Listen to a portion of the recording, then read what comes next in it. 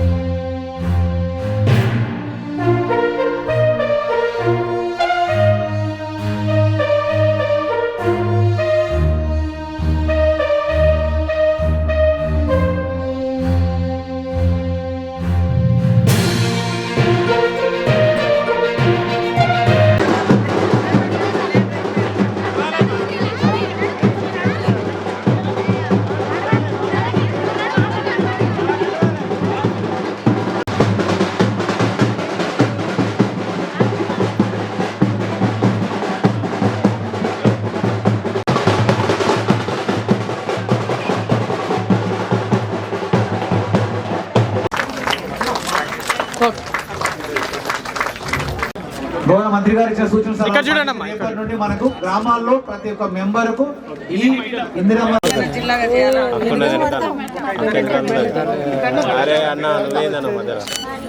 అందరు అక్కడ ఉంటే ఒకసారి ఫోటో అన్న వెనక పడతా సారీ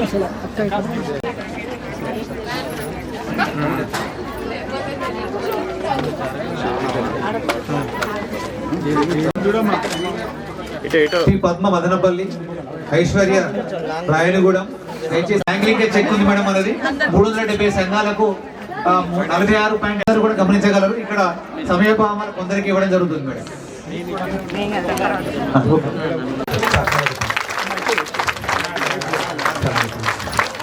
అలాగే గౌరవ కలెక్టర్ గారికి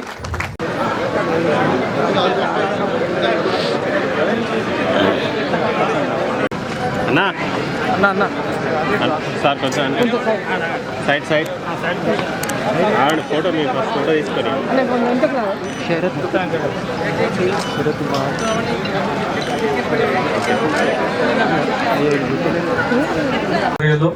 పంచాయతీరాజ్ శాఖ, WCD శాఖ సీతక్క గారికి, ACLB గారికి, గ్రంథాలయ సంస్థ చైర్పర్సన్ గారికి, మార్కెట్ కమిటీ చైర్పర్సన్ గారికి, ఆత్మ కమిటీ చైర్పర్సన్ గారికి, PACS మెంబర్స్, PDDRDA సంతోషం. ముఖ్యంగా మహిళలు సంతోషంగా ఉండాలనేటువంటి లక్ష్యంతో మన ముఖ్యమంత్రి రేవంత్ రెడ్డి గారు ఇందిర మహిళా శక్తి సంఘాలను బలోపేతం చేయాలని వచ్చిన మొదటి రోజే, గవర్నమెంట్ వచ్చిన మొదటి రోజు నుంచే 1 కోటి మంది మహిళల్ని కోటీశ్వరులను చేయాలి. మనకు తక్కువ మంది ఉండే 67 లక్షల మంది మొత్తం స్టేట్లో మన సంఘాలలో, వాళ్ళను 1 కోటి మందిని పెంచాలి, కోటీశ్వరులను చేయాలి. మరి ఈరోజు కొత్తగా మళ్ళీ 1 కోటి మంది అనుకున్నప్పుడు ఈ 1 కోటి మందికి 1 కోటి చీరలు ఇవ్వాలనేటువంటి లక్ష్యంతో ఫస్ట్ మనం 67 లక్షలకు అంచనా వేసి ఇచ్చినాం. కానీ ఇప్పుడు 1 కోటి మందితో మరి మహిళా సంఘాన్ని బలోపేతం చేయాలనే లక్ష్యంతో ఈ యొక్క కార్యక్రమాన్ని ముందుకు తీసుకుపోయే క్రమంలో భాగంగానే ఈరోజు చీరల పంపిణీ కార్యక్రమాన్ని కూడా మనము రాష్ట్ర వ్యాప్తంగా నిర్వహించడం జరుగుతూ ఉంది.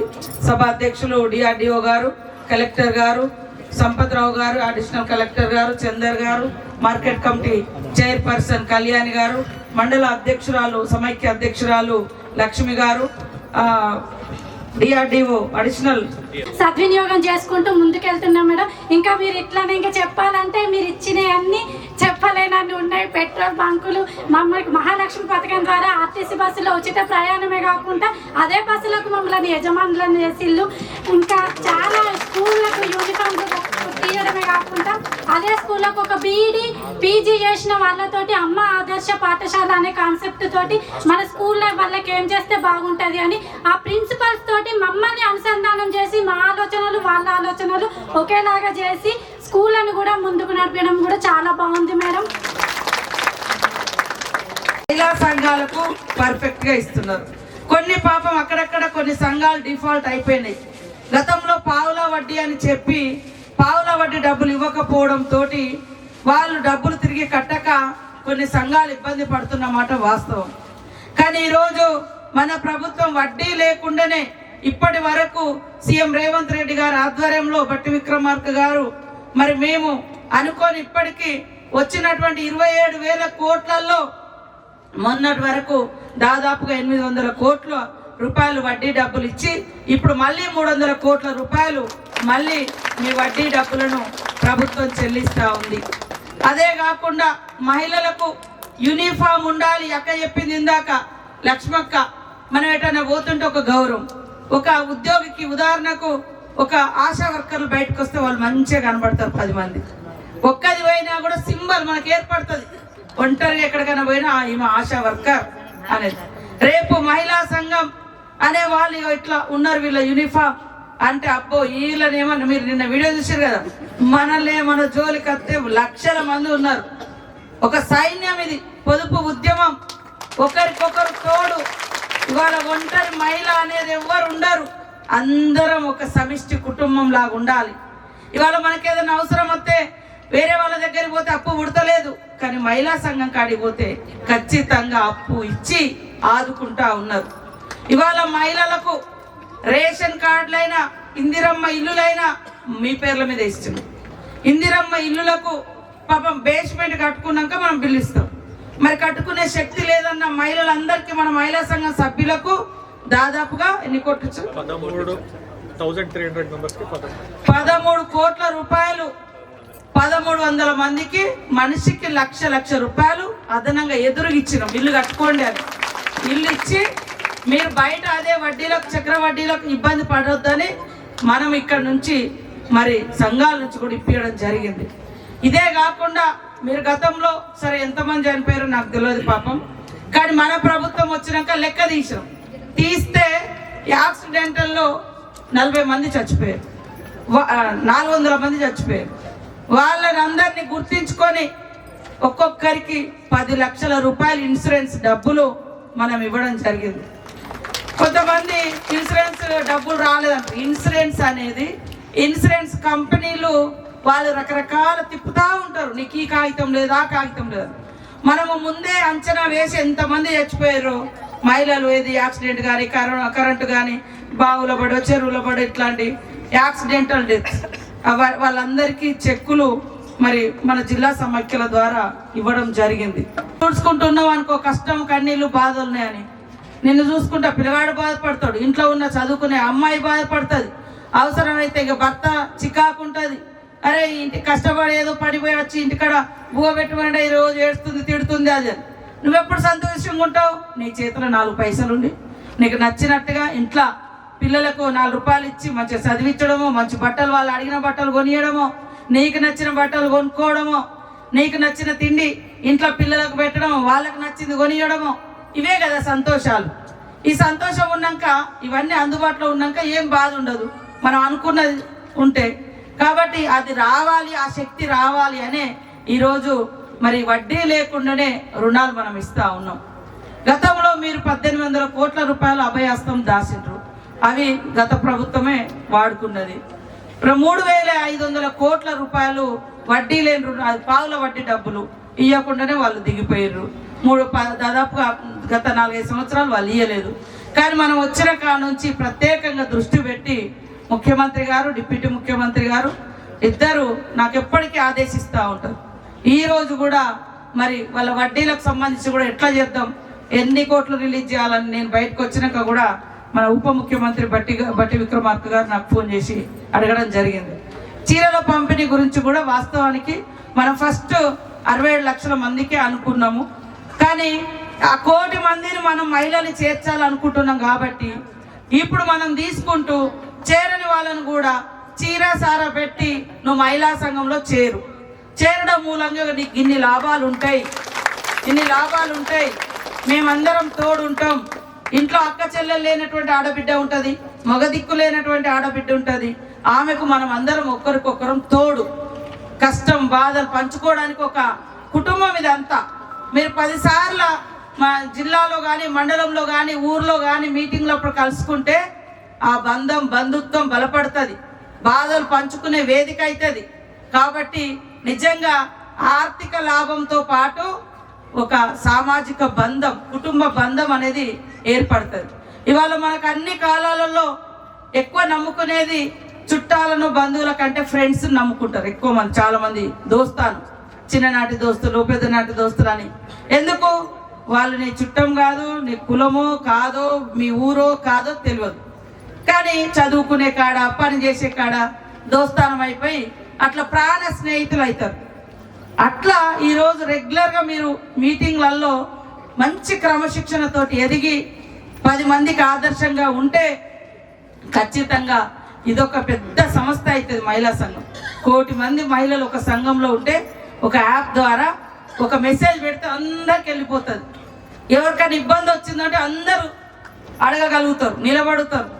రేపు ఊర్లలో కూడా ఏదైనా సమస్యలు వచ్చినా ఖచ్చితంగా పోలీస్ స్టేషన్ అయినా మన వివో తీసుకొచ్చి, మన మహిళా సంఘాల వాళ్ళు తీసుకొచ్చి అమ్మాయికి లేదా అమ్మకు తోడుగా ఉండాలి. లేదా కలెక్టర్ దగ్గర ఏమన్నా పని ఉన్నా, ఎంఆర్ఓ దగ్గర పని ఉన్నా, ఏమన్నా అన్యాయం జరిగినా మన సంఘాల సభ్యులు వాళ్ళకు తోడుగా ఉండి వాళ్ళకు భరోసానియాలి. ముఖ్యంగా మన కుటుంబ వ్యవస్థ అనేది మన సమాజంలో ఉంది. ఎంత అవునన్నా కాదన్నా మరి కుటుంబంలోకి వచ్చేసరికి మగవాళ్ళదే ఆధిపత్యం అనేది ఉంటుంది.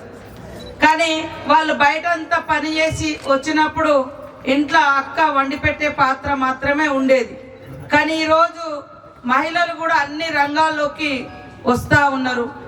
ఆకాశంలోకి వెళ్తున్నారు, అంతరిక్షంలోకి వెళ్తున్నారు, భూమి పొరల్లోకి వెళ్ళి బొగ్గు బావులలో కూడా పని చేస్తున్నారు, డ్రైవర్ పని చేస్తున్నారు, కలెక్టర్ పని చేస్తున్నారు. మరి ఐఏఎస్ సిఇఓల వరకు మన దివ్య కూడా మన ఒక ఐఏఎస్గా ఎదిగి మరి ఆమె ఇన్ని లక్షల మందికి అధికారిగా పనిచేస్తుంది. మరి రాష్ట్రంలో అటెండర్ నుంచి మొదలు పెడితే మరి చీఫ్ సెక్రటరీ వరకు కూడా అధికారులు పనిచేస్తారు. మరి అదేవిధంగా దేశంలో వార్డు మెంబర్ నుంచి మొదలు పెడితే మహిళలు ప్రధానమంత్రులుగా కూడా, రాష్ట్రపతులుగా, ప్రధానమంత్రులుగా కూడా పనిచేస్తూ ఉన్నారు.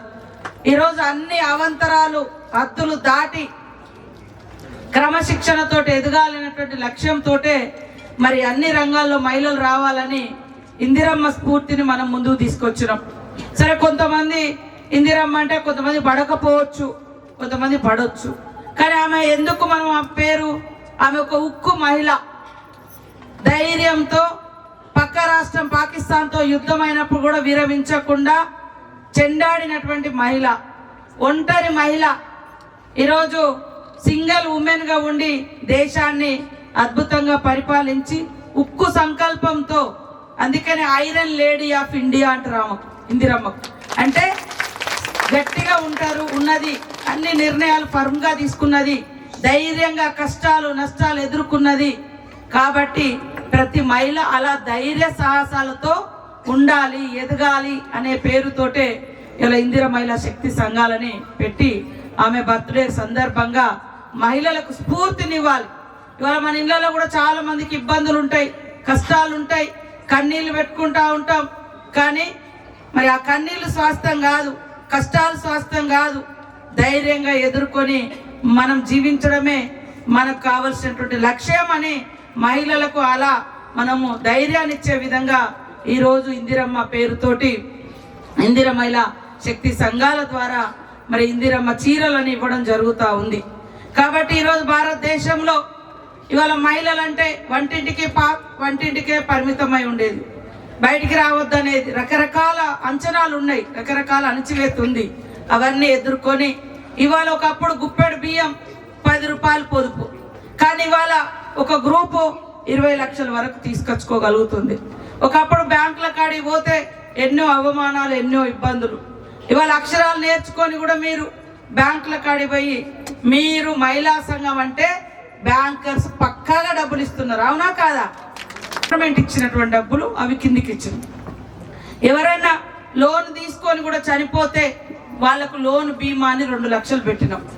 ఒక్కొక్క మహిళ మరి కనీసం 2 లక్షలు 4 లక్షలు తీసుకున్నా వాళ్ళు చనిపోయిన కుటుంబం మీద అప్పు కట్టని బ్యాంకులు కానీ మహిళా సంఘాలు ఇబ్బంది పెట్టుడు కానీ, లేదా మీరు కూడా ఇబ్బంది పడతారు, ఆమె కట్టలేకపోయింది మీ మీద పడుతుంది, మిగతా సంఘాల సభ్యులందరూ కూడా డిఫాల్ట్ అయిపోతారు. కాబట్టి అట్లా ఉండొద్దని 2 లక్షల వరకు లోన్ బీమా కూడా పెట్టడం జరిగింది. మన ప్రభుత్వం వచ్చి రాగానే మరి బస్ ఫ్రీ పెట్టడం జరిగింది. బట్టలు గతంలో కుట్టు మిషన్ ఎక్కడో ఎవరికో ఏజెన్సీలకు ఇస్తే అది మన మహిళలకే ఇచ్చి 30 కోట్ల రూపాయల పని మహిళా సంఘాల వాళ్ళకే ఇవ్వడం జరిగింది, బట్టలు కుడితే. అట్లా మనం ప్రతిదీ కూడా ఇవాళ పాడి ఎక్కువ అత్యధికంగా కొనుగోలు కేంద్రాలు కూడా మీకే ఇస్తున్నాం. ఇందిరాకాంతి పథకం కింద అప్పుడు వైఎస్ఆర్ గారు ఇందిరాకాంతి పథకం అని తీసుకొచ్చిండ్రు. దాంతో ఇప్పుడు ఎక్కువ విస్తృతంగా ఇచ్చి ఒక్కొక్క జిల్లా సమైక్య 3 కోట్లు 4 కోట్లు 5 కోట్లు కూడా, నేను మొన్న కామారెడ్డి పోయిన ఇన్ఛార్జిగా, పోయిన సంవత్సరం వాళ్ళు 3.5 కోట్లకు పైగా వాళ్ళకు ఆదాయం వచ్చింది. ఇప్పటికే నేను మొన్న పోయిన ఇంకా పాడి అయిపోలేదు, ఇంకా ధాన్యం కొనుగోలు అయిపోలేదు, ఇప్పటికీ 2 కోట్ల ఇన్కమ్ వాళ్ళకు ఆదాయం వచ్చింది, కమిషన్. సో అట్లా ప్రతిదీ కూడా మహిళలను డెవలప్ చేయాలని మన ముఖ్యమంత్రి గారు అనుకుంటుండ్రు. అంటే ఇవాళ కొంతమంది ఇవాళ బస్సు పెడితే లొల్లే, బస్సుకు ఓనర్లు చేస్తే లొల్లే, చీరల గురించి లొల్లే, ఇట్లా లొల్లి పెట్టుడు కాకుండా మంచి సజెషన్స్ ఇవ్వమని అడగాలి. ఇవాళ ఇంతమంది రాగలిగిరంటే ఫ్రీ బస్ ఉంటే రాగలుగుతాం. సరే, కొన్ని ఇబ్బందులు ఎక్కే కాడ దిగే కాడ ప్రతి ఇంట్లో ఉంటుంది, ప్రతి ఊర్లో ఉంటుంది, ప్రతి చోట ఉంటుంది, అడ్జస్ట్ అవ్వడం. తర్వాత ఇప్పుడు మనకు మహిళా సంఘాలకు బస్సులు కూడా ఇస్తున్నాం. ఆ ఇచ్చిన బస్సులకు కూడా మరి 70 వేలు నెలకు 2 నెలలకు 3 నెలలకు ఒకసారి 70 వేలు మండల సమైక్యకు కూడా మీ ఆదాయం వస్తుంది. మరి అదేవిధంగా మీరు అందరు కూర్చోవడానికి జిల్లా కేంద్రంలో 5 కోట్లతోటి భవనం కూడా అక్కడ నిర్మాణం అవుతుంది, మంచిగా ప్రశాంతంగా ఉంటుంది, అందరికి సెంటర్ అవుతుందని మరి గట్టమ్మ అక్కడ అవతల గట్టమ్మకి వెళ్ళి కట్టడం జరుగుతూ ఉంది. మొన్ననే ఓపెనింగ్ చేయాల్సింది ఉండే, కొద్దిగా కాంట్రాక్టర్స్ డిలే అవడంతో ఆగింది. కానీ మీరు అందరూ బాగుండాలనేదే మా అందరి లక్ష్యం. ఇవాళ కోటీశ్వర్లను చేయాలని సంకల్పం పెట్టుకున్నాం, తప్పైతే కాదు కదా. ఎట్లా అంటారు, మొన్న మేము పెట్రోల్ బంక్ పెట్టొచ్చినాం, మొన్న సీఎం గారు అడిగారు కదా వాళ్ళను, పెట్రోల్ బంక్ నారాయణపేటలో పెట్టొచ్చినాం. 2 లక్షలు అన్ని ఖర్చు పోగా వాళ్ళకి నెలకు 2 లక్షలు మిగులుతున్నాయి సంఘానికి. వాళ్ళ ఉద్యోగం చూసుకుంటున్నారు, వాళ్ళు పనిచేసే వాళ్ళు కూడా వాళ్ళ జీతాలు అవేవో వెళ్ళిపోతున్నాయి. సేమ్ టైం ఇంకా 2 లక్షలు వాళ్ళ చేతిలో మిగులుతున్నాయి. రేపు సోలార్ కూడా వచ్చి ఊళ్ళలో స్టార్ట్ అయితే దాంతో కూడా మిగులుతాయి. అదే కాకుండా మనం ఏదైనా అవసరం ఉండి వడ్డీలకు చక్రవడ్డీలు తెచ్చుకునే బాధ పోయింది. అదేవిధంగా గుర్తింపు అనేది ఉంది. కాబట్టి ఇట్లా మన ప్రభుత్వం ఎప్పుడు కూడా మహిళలు సంతోషంగా ఉండాలి అనేది లక్ష్యం. ఎందుకంటే ఇంట్లో ఆడవాళ్ళు సంతోషంగా ఉంటే ఇల్లంతా సంతోషంగా ఉంటుంది అనేది ఈరోజు మీరు చేసే మంచి దాన్ని బట్టి ఇంకా రాబోయే కాలంలో వాస్తవానికి సిరిసిల్లలో నేతలు ఉన్నారు, వాళ్ళతోటి నేయించినాం. ఇప్పటి వరకు వాళ్ళ దగ్గర ఇంత స్మూత్ క్లాత్ లేదంట. మేము ఒత్తిడి చేసినాం చాలా, అంటే మంచిగా రావాలి, గుడ్డ మంచిగా క్లాత్ బాగుండాలి అని. సేమ్ టైంలో మీరు కూడా చాలామంది మన మహిళా సంఘాల వాళ్ళు చూసిండ్రు, ముఖ్యమంత్రి గారు కూడా చూసి సెలెక్ట్ ఓకే చేయండి అని అన్నారు. ఇది ఎందుకంటే ఆకాశమే అద్దుగా ఆకాశంలో సగభాగం. ములుగులో ఆడోళ్ళు సగం ఉన్నారు, మగోళ్ళు సగం, మనమేం తక్కువ లేవు, ఎక్కువనే ఉన్నాం. కాబట్టి ఆకాశంతో మనం పోల్చుకొని ఆ ఆకాశం కలర్ ఉండాలని మరి ఆ రకమైనటువంటి మంచి కలర్ను మీకు సెలెక్షన్ చేయడం జరిగింది. కాబట్టి మీ అందరికీ నేను కూడా ఒక తోబుట్టు లాంటిదాన్నే, మన ములుగు బిడ్డను. నాకు ఈ యొక్క శాఖకు మంత్రిగా ఉండే అదృష్టం మన ఇప్పుడు సెర్ఫ్ ఇట్లా రూరల్ డెవలప్మెంట్కి సంబంధించి శాఖ నా దగ్గరే ఉంది. దాంట్లో భాగంగా మహిళా సంఘాలన్నీ కూడా నా పోర్ట్ఫోలియో కింద ఉంది, నా శాఖలో ఉంది. సో కాబట్టి నాకు కూడా ఇది చాలా అదృష్టం. ఇంతమంది నాకు కూడా అక్క చెల్లెలు ఎవరు లేరు, అన్నతమ్ములు లేరు.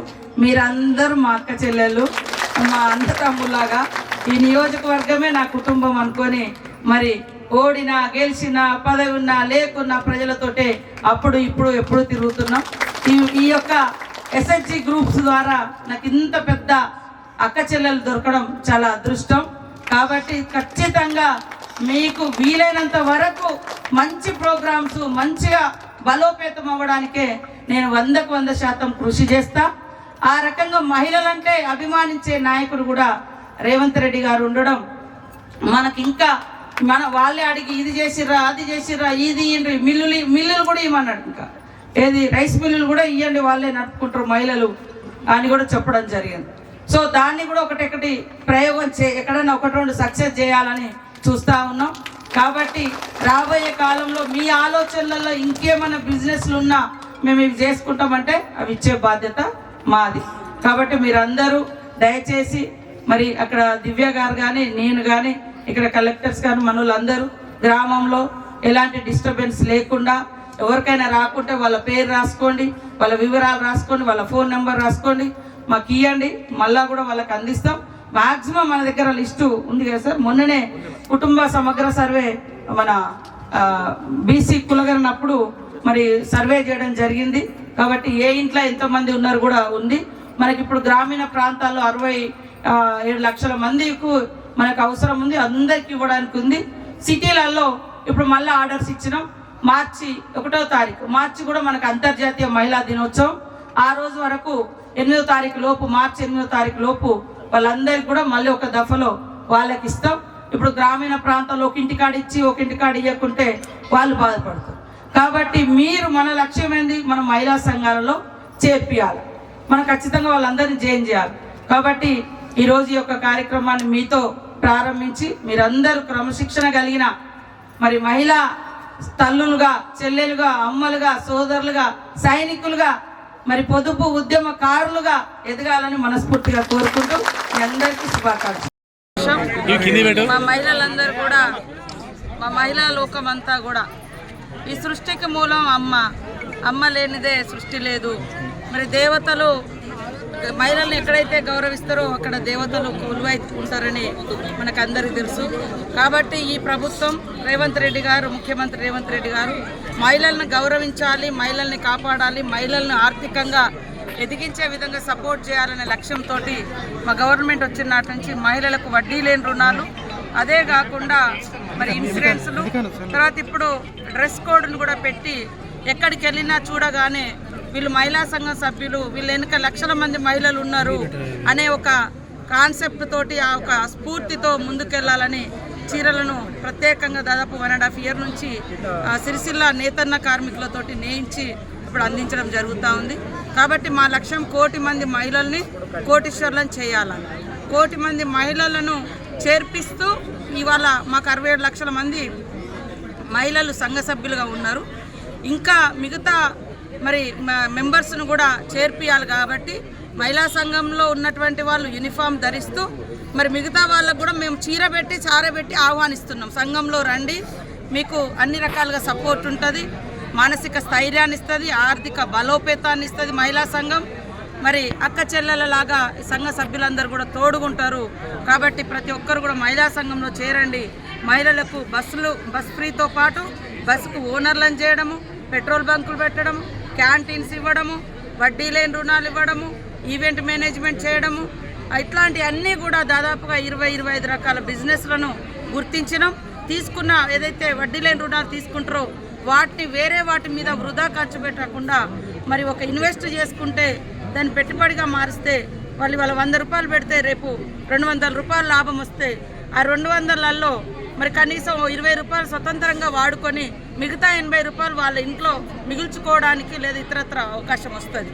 మనం ఇక్కడ మరి ఫిష్కు సంబంధించి కూడా ఒక వెహికల్ ఇస్తే మరి అంతకుముందు బుట్ట మీద అమ్ముకునే అక్క ముద్రాజ్ అక్క మన గవర్నమెంట్ సపోర్ట్ తోటి ఆమెకు సబ్సిడీలో మరి ఫిష్లెట్ వెహికల్ ఇచ్చేయడం జరిగింది. ఆమె ఇప్పుడు అందులో పచ్చళ్ళు తయారు చేసి మరి పొద్దున్ననక పచ్చి చేపలు, సాయంత్రము ఫ్రైలు, తర్వాత పచ్చళ్ళు ఇట్లా అమ్మితే ఫర్ డే మినిమంగా 8,000 నుంచి 10,000 రూపాయలు సంపాదిస్తున్నాం. అంతకుముందు ఆమె కొడుకు బిడ్డకు వేరే కాడ ఉద్యోగం కావాలని తపన పడ్డది. కానీ ఇప్పుడు అదే వెహికల్లో పిల్లల్ని కూడా పెట్టి మరి బిల్స్ కొట్టడం కానీ, సేల్స్ చేయడం కానీ ఒక గౌరవంగా వాళ్ళ పని వాళ్ళు చేసుకుంటూ ఉన్నారు. సో ఇట్లా కూడా మన దగ్గర కూడా ఏం దొరుకుతాయో వాటికి తగ్గట్టుగా బిజినెస్లను ప్రోత్సహించాలని మేము ఆలోచిస్తున్నాం. కాబట్టి ఈరోజు చీర అనేది ఇక్కడ మనం ఇచ్చేది యూనిఫామ్ డిగ్నిటీ కోసం. వీళ్ళని చూడంగానే వీళ్ళందరూ మరి 1 కోటి మంది మహిళలు ఉన్నారు, వీళ్ళకి మహిళా సంఘం సభ్యులు అనే ఒక భావన ప్రతి ఒక్కరిలో వస్తుంది. ఆ గౌరవం కూడా పెరుగుతుంది. అందుకనే రేవంత్ రెడ్డి గారు సీఎం గారు మహిళా ఉన్నతే తెలంగాణ, మహిళా ప్రగతే తెలంగాణ ఉన్నతిగా మరి మనం తీసుకోవడం జరిగింది. కాబట్టి మహిళా ఉన్నతి తెలంగాణ ప్రగతి ఈ రకంగా కాన్సెప్ట్తో ముందుకెళ్తున్నాం. ఖచ్చితంగా ప్రతి ఇంట్లో మహిళ ఉంటుంది. మహిళ సంతోషంగా ఉంటేనే ఆ కుటుంబం అంతా సంతోషంగా ఉంటుంది. కాబట్టి మహిళల సంతోషం ద్వారా కుటుంబ సంతోషాన్ని మేము అందరం కోరుకుంటున్నాం. అందరూ సంతోషంగా ఉండాలి. అదే లక్ష్యంతో వాళ్ళ యొక్క గౌరవాన్ని పెంచే విధంగా ఈ యొక్క యూనిఫామ్ చీరల పంపిణీ చేపట్టాం.